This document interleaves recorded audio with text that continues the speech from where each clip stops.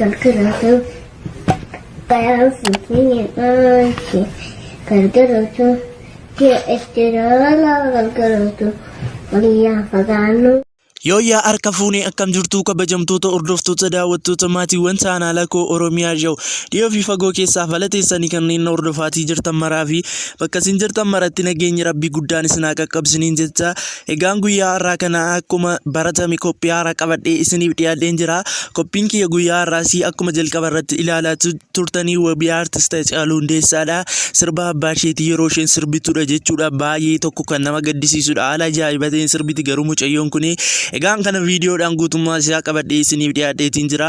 Namoonni yeroo jalqabaaf gara chaanaala koo Oromiyaa Show dhuftanii baga nagaan dhuftanii subscribe gochuudhaan maatiiwwan chaanaala kootti akka dabalamtanii akkasumas viidiyoo keenya guyyaa har'aa like godhaan isiniin jedha. Gama qophii kiyya guyyaa har'aa qabadhee dhufeettan isin dabarsa. Hanga xumura qophii kiyyaatti na waliin turaan affeerraa kiyya kabajaaf jaalalaati.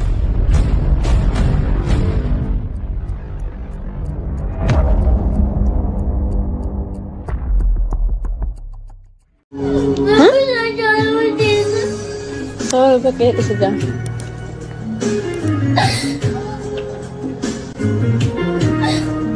Mama?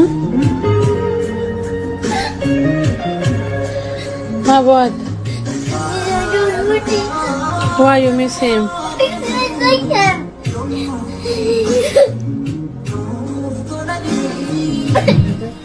Gayam tutui gargaraatu qayaafni aanke gargaraatu jechuudha gargaraatu waliyaa fagaannu gargaraatu fageesse diiganii gaaya kana gaya diigamu malee waa addaan balee nu addaan ba'u malee yoo itti haadha hin beekne.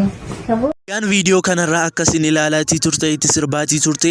Mucayyoon kun mucaa artistii Haacaaluu Hundeessaa wabiidha jechuudha. Mucayyoon kun egaa afaan Oromoo hedduu hin beektu. Mucaan kun biyya alaatti sababa dhalattee guddattee fi afaan Oromoo hin beektu. Erga biyya keessa galtee reefu waggaa 3 guutaatii jirti.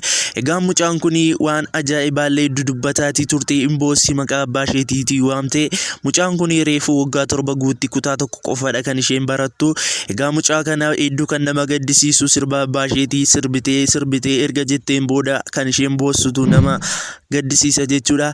Egaan kabajamtoota hordoftoota maatiiwwan chaanaala koo qophiin kiyya guyyaa har'aa qabadhee dhiyaadhe kan isin hanga yoonaatti na waliin hordofaatii turtan kana fakkaata ture. Waan na hordoftanii fi ulfaadhaa kabajamaa isiniin jecha hanga qophii bashannansiisoo fi barsiisoo akka guyyaa har'aa qabadhee isiniif dhiyaadhutti. Namoonni yeroo jalqabaa fi gara chaanaala koo dhuftan yoo jiraattan garuu subscribe godhaan isiniin jedha. Akkasumas viidiyoo keenya guyyaa har'aa like godhaa. Yaadi keessa waan hundumaa caalmaa waan nu barbaachisuuf koomentii nu barreessaan isiniin jedha. Egaan gama qophiin guyyaa har'aaf qabadhee dhufee kan isin hanga yoonaatti asuma irratti xumuraa waan na hordoftaniif kabajamaa ulfaadhaa. Bye bye.